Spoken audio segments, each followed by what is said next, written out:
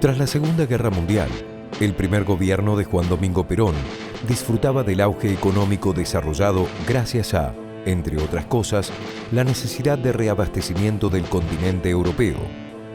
Los países que habían sufrido la guerra en su propio territorio necesitaban reconstruirse. Las materias primas eran esenciales para hacerlo, y Argentina era una de las principales fuentes. Pero la Segunda Guerra Mundial también generó otro fenómeno en Argentina: el éxodo de distintas personalidades del régimen nazi hacia nuestro territorio, siempre bajo la permisiva gestión peronista. Entre ellos se encontraba el doctor Ronald Richter, un físico austríaco a quien Perón había convocado específicamente para un ambicioso proyecto en el sur del país, el proyecto Huemul.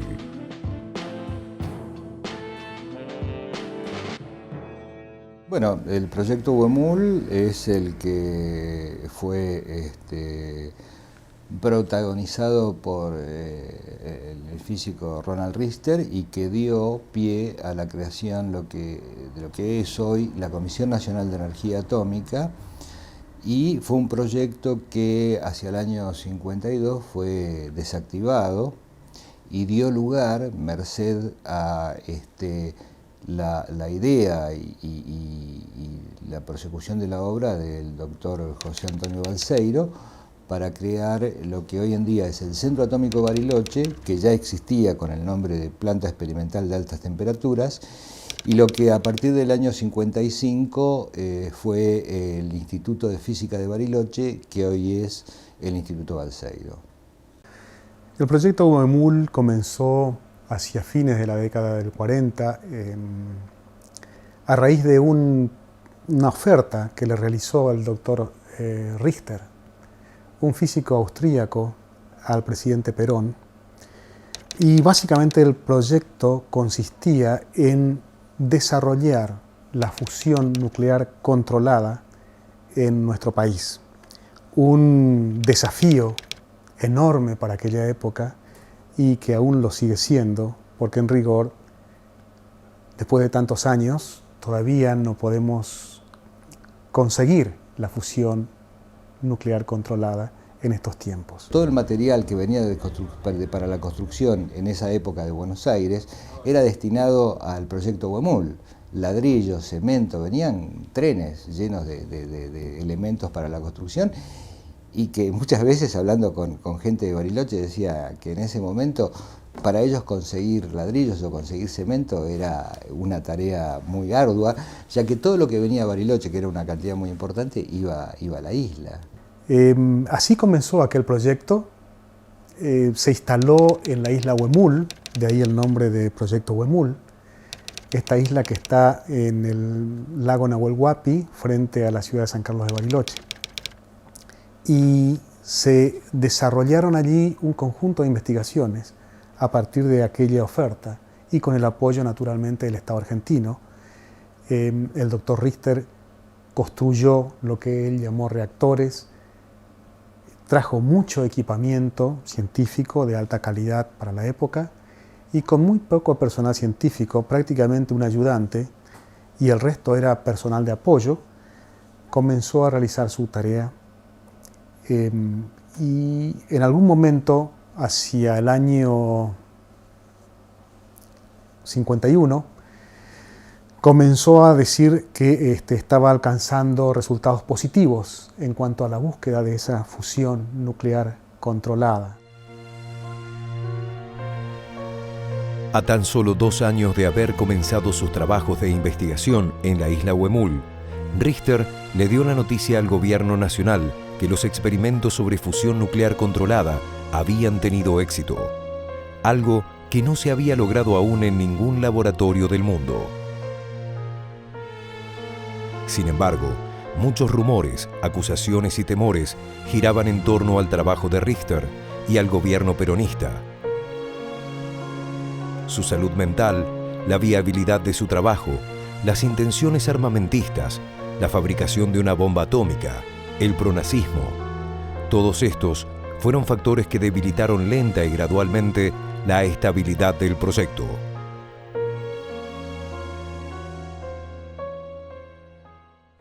Bueno, conozco bastante sobre eso porque cuando llegué a Bariloche entré enseguida a trabajar en la isla Huemul en la empresa italiana SASE que construía los edificios para el Dr. Richter. Y ahí me puse, como hablo alemán, me puse enseguida en contacto con con el Dr. Richter y sobre todo con la secretaria de él, la señorita Erika Blaha, y sobre todo con el Dr. Ehrenberg, que era el mayor colaborador de Richter. Y él me asumió como ayudante en su laboratorio de agua pesada. Y ahí todos los días venía el Dr. Richter a hacer consulta, a discutir planos con él, y ahí me enteré de un montón de cosas, de todo lo que estaba haciendo. Esos planos los conocía, porque se habían hecho en Buenos Aires, pero sin determinar el destino. Me vine a encontrar entonces que toda la tecnología aplicada en construcciones civiles era precisamente la de la Dirección de Ingenieros. Por eso nos resultó fácil, o diría cómodo, adaptarnos para ese tipo de trabajo que no tenía tiempos establecidos, se trabajaba día y noche. Yo entonces venía a hacer prácticamente en ese tiempo, con todo el personal que había, arriba de 200 personas trabajando, me refiero a lo que era toda la compañía de construcciones, y prácticamente la supervisión, o sea, yo en realidad hice la parte de un sobrestante de obra, recorrer las obras en su ejecución. Yo por ejemplo, no teníamos ninguna vinculación con el equipo llamado Grupo Richter, que era el que estaba haciendo los trabajos de investigación, en una palabra, lo que era la planta piloto. La comunidad científica, tanto en el país como en el exterior, desconfiaba en su mayoría de que el Dr. Richter pudiera lograr algo con su trabajo. Desde la misma Comisión Nacional de Energía Atómica, que había sido creada en 1950 para apoyar el proyecto Huemul, el coronel González y luego el capitán Iraola Goitía comenzaron a mirar con desconfianza las bases sobre las que se apoyaba Richter y a consultar a expertos sobre la veracidad de sus logros. Porque existía en todos los científicos argentinos la idea de que era imposible hacer fusión nuclear en la Tierra, y por lo tanto era un dogma. Decían, es imposible directamente porque eso ocurre solamente en el Sol, la temperatura que exige son enormes y no hay nada en la Tierra que pueda resistir a esa temperatura. Y por lo tanto, quien dice que puede hacer fusión nuclear es un farsante, es un loco, un estafador. Esa la dominó de entrada. Antes de ver lo que hacía Richter, ya todos los científicos argentinos tenían, sobre todo el doctor Gaviola, que era un excelente físico, era terminante, él decía que antes de venir acá decía que había que fusilarlo directamente y él se ofrecía como miembro integrante del pelotón. Yo, por ejemplo, aunque no se pueden decir que uno está exagerando las cosas, el personal técnico, como yo, no tenía acceso al laboratorio, digamos, a esas obras internas. Se manejaba como si hubiera ahora por robotización.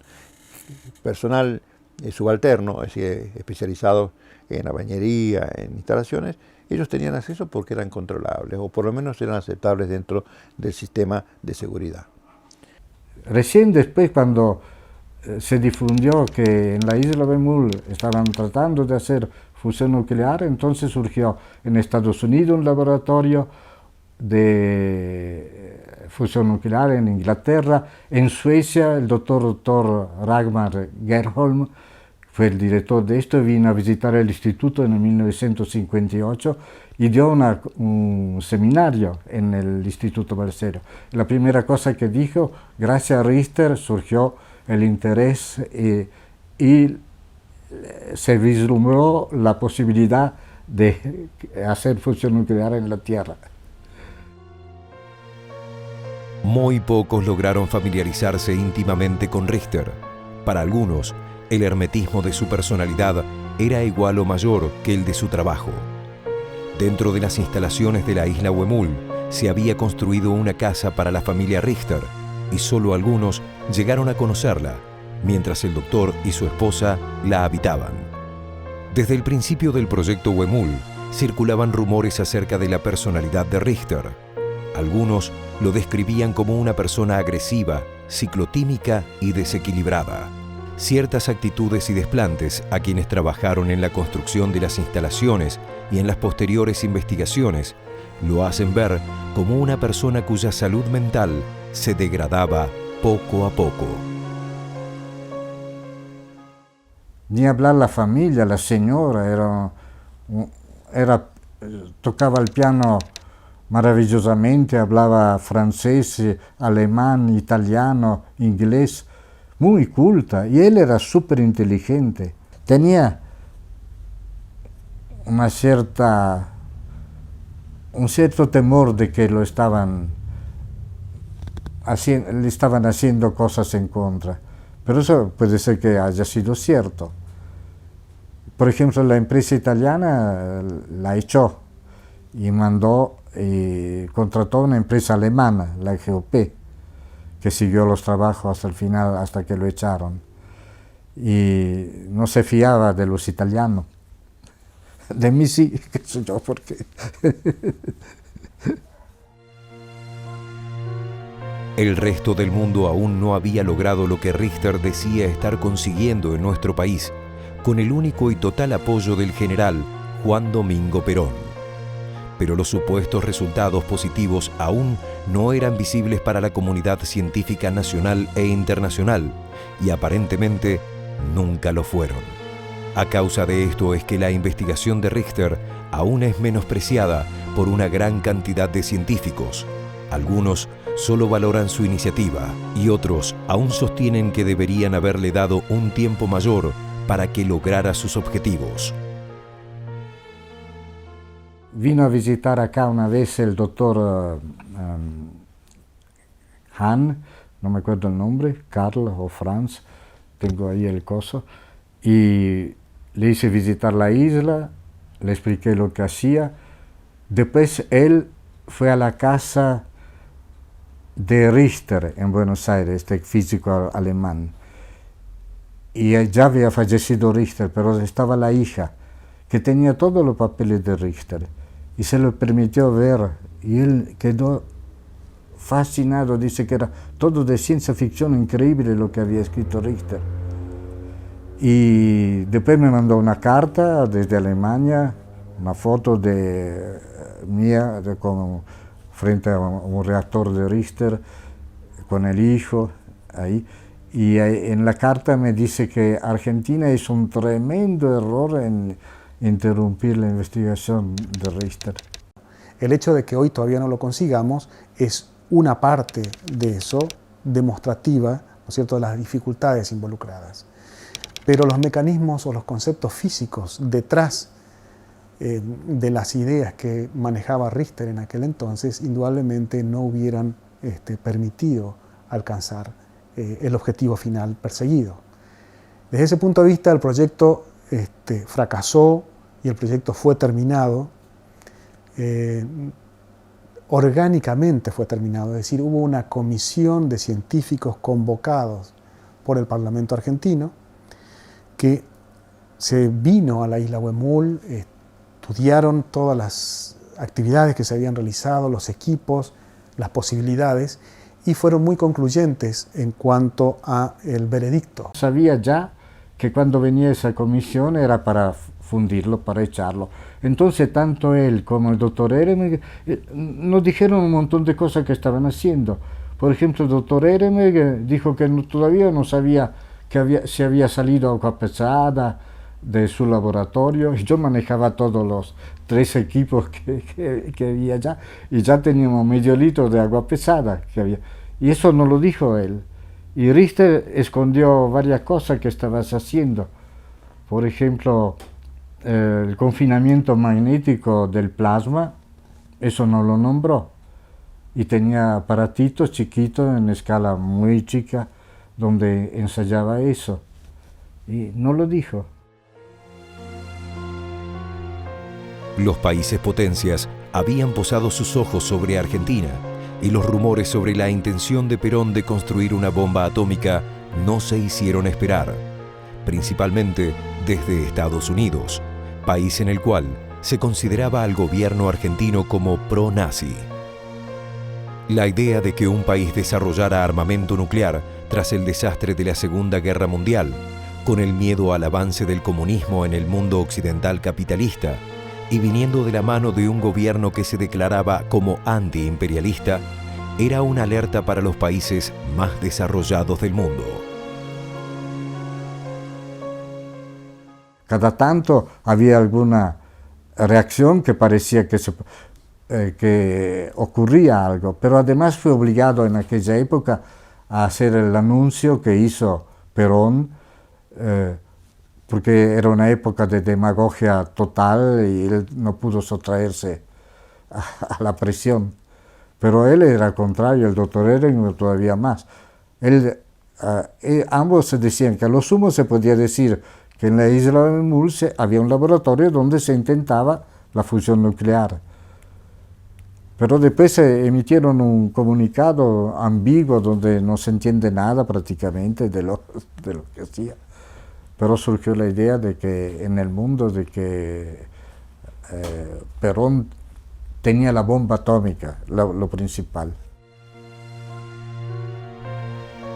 En septiembre del año 1952, un grupo de inspectores de la Comisión Nacional de Energía Atómica llega a la isla Huemul con el fin de evaluar el funcionamiento de la planta y de determinar la viabilidad de las investigaciones del doctor Richter.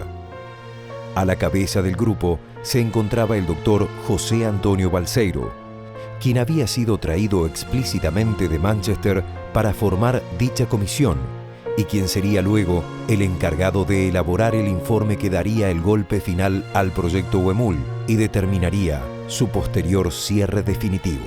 Pero algún tiempo después sería el mismo Balseiro quien activara la labor científica que antes había coartado. Y es así como impulsaría el funcionamiento del instituto que hoy lleva su nombre, utilizando parte de las instalaciones y el equipamiento del proyecto Huemul. Y fue muy cómico Richter cuando, antes que viniera la comisión esa investigadora, nos comentó, bueno, seguramente viene y esperará que yo lo atienda en la puerta del laboratorio con un mate y una pava, con el agua calentada por las fusiones nucleares que habían adentro. Eso dijo.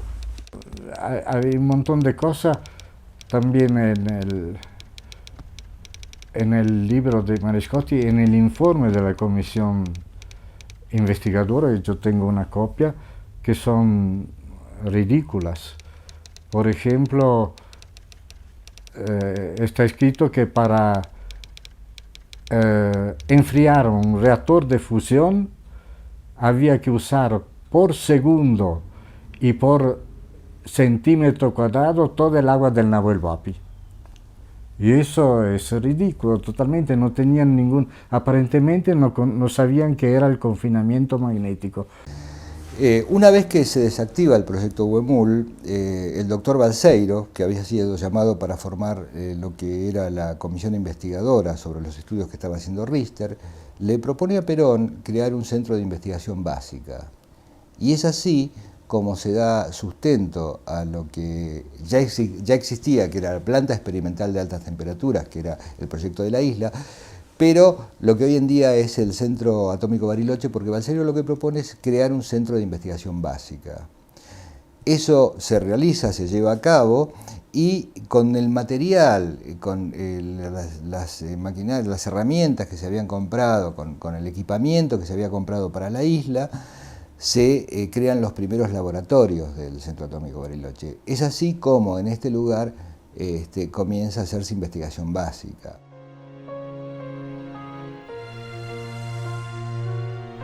En la actualidad, con el Instituto Balseiro y el Centro Atómico Bariloche, convertidos en dos de las instituciones líderes del país y de América Latina, se evalúan planes para las antiguas instalaciones de la isla Huemul. Su ubicación en una de las ciudades más turísticas de Argentina y el valor histórico que se le concede a las edificaciones que allí quedaron pueden ser las bases para un futuro centro temático en medio del lago Nahuel Huapi. Tiene un valor histórico y turístico, digamos. Se explotó hace más de 10 años, se hizo una concesión del área para recorridos turísticos en el lugar, de todos los lugares que se habían elaborado en ese proyecto, lo cual se visitaban lugares donde se habían desarrollado laboratorios, la casa de Richter, un lugar donde se iba a hacer un reactor y demás, y era simplemente recorrer el área con las ruinas que habían quedado de ese viejo proyecto, ¿no? Bueno, hay una comisión asesora. Esa comisión asesora nace en el año, si no recuerdo mal, de 87. Esa comisión está compuesta presidida por el secretario de Turismo de la ciudad y compuesta por un integrante de la Comisión Nacional de Energía Atómica, otro de Parques Nacionales, otro de la Universidad del Comahue y otro de la Cámara de Comercio de Bariloche. No queremos que sea una excursión donde alguien traslada a la isla con un barco y le muestran una parte histórica, hay un restaurante. No, queremos que se enriquezca. Que nos estamos reuniendo periódicamente como para elaborar un proyecto definitivo de la isla, llegar a una licitación donde se pueda realmente explotar turísticamente el lugar, que es, como te decía, tiene un alto valor turístico dada la cercanía de Bariloche, y además es una isla que está dentro del ejido municipal, así que corresponde al municipio darle la explotación adecuada al área, ¿no? El Centro Atómico Bariloche ha presentado una propuesta que paralelamente a esta actividad turística básica haya un enriquecimiento a través de un proyecto que nos mostrarían, nosotros lo denominamos así como idea base, energía y medio ambiente, y donde estarían representadas todas las formas de generación de energía y el cuidado del medio ambiente. En este momento se están realizando estudios de medio ambiente, ya que si bien la isla tiene zonas restringidas a su uso, tiene zonas habilitadas para uso intensivo. Nosotros lo que estamos viendo es la posibilidad de ampliar esa zona de uso restringido, hacerlo no en mucho más, pero sí un poco que permita que haya determinados emprendimientos. Desde ya no un casino, pero sí, por ejemplo, un spa, que haya un centro de interpretación más amplio del que hay hoy en día, y que por supuesto esté la parte histórica. Pero pensamos que enriquecer esto desde el punto de vista turístico es importantísimo para poder darle continuidad.